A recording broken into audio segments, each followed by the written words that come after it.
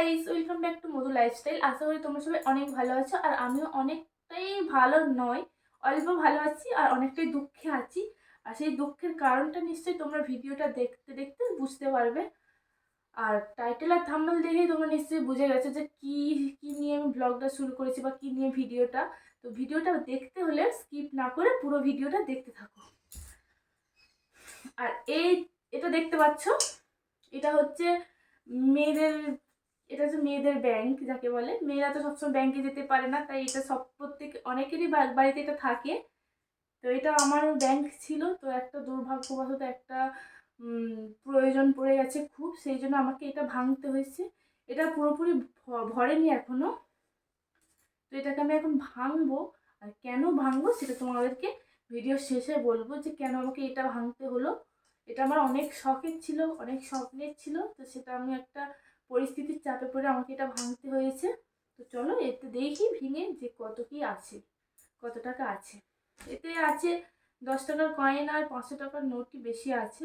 তারপর দেখি আরও কি কি আছে আর কত টাকা আছে।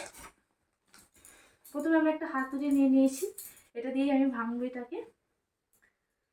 কষ্ট হচ্ছে এটা আমার ভাঙতে, কিন্তু কিছু করার নেই, এটাকে আমার ভাঙতেই হবে। এটা আমি এটা আমি 1 বছর আগে আমি এটা কিনেছিলাম, তো 1 বছর ধরে এটা আমার ঘরে ছিল। তো খুব কষ্ট হচ্ছে ভাঙতে, তাও আমি ভাঙছি।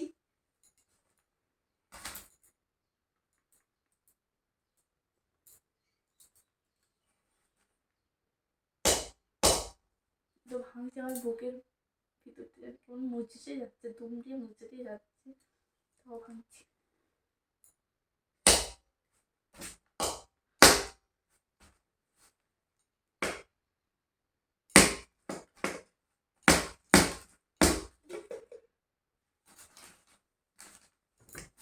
দেখো এতগুলো টাকা হয়েছে, চল দেখি কত টাকা হয়েছে।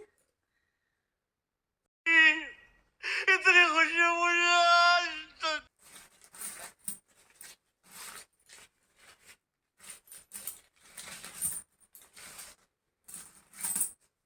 বাহ, 10 টাকার কয়েন তো অনেক হয়েছে, আমার ভাবনার বাইরে হয়েছে অনেক। চলো দেখি।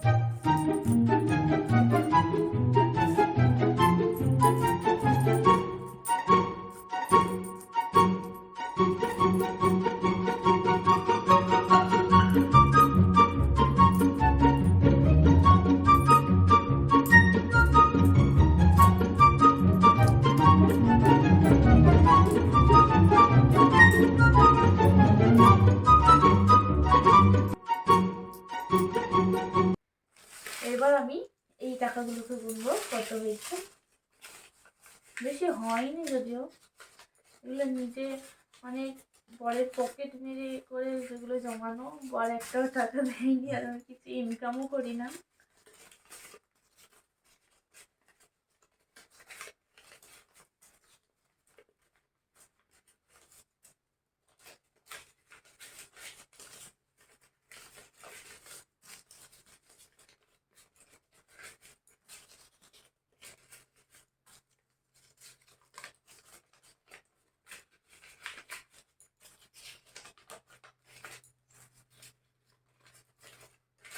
সব টাকাগুলো আছে দেখতে পাচ্ছ এতে, আর খুচরো টাকাগুলো সব এখানে ছিল।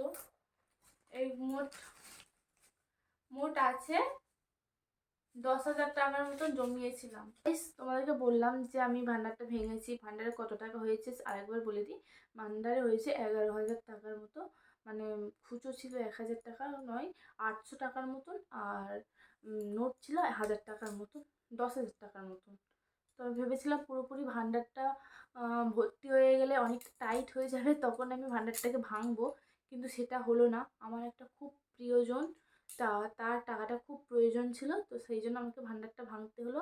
আর এই ভান্ডার করা হচ্ছে এটাই সুবিধা যে ব্যাংকে ধরো ব্যাংকের লিঙ্ক নেই, বা ব্যাংক বন্ধ, বা কিছু একটা কারণে হয়তো ব্যাংকে থেকে টাকা তোলা যাচ্ছে না, বা কাছে কোনো টাকাও নেই, সেই সময় এই ভান্ডারটা হচ্ছে কোনো লিঙ্কেরও দরকার নেই, কোনো কিছুরই দরকার নেই, ঘরে আছে, খুব দরকার পড়লো ভান্ডারটা ভাঙা হলো, ভেঙে টাকাটা নেওয়া হলো, আবার দরকার হয় ফিরে পরে ভান্ডার করে আবার টাকা জমানো হবে।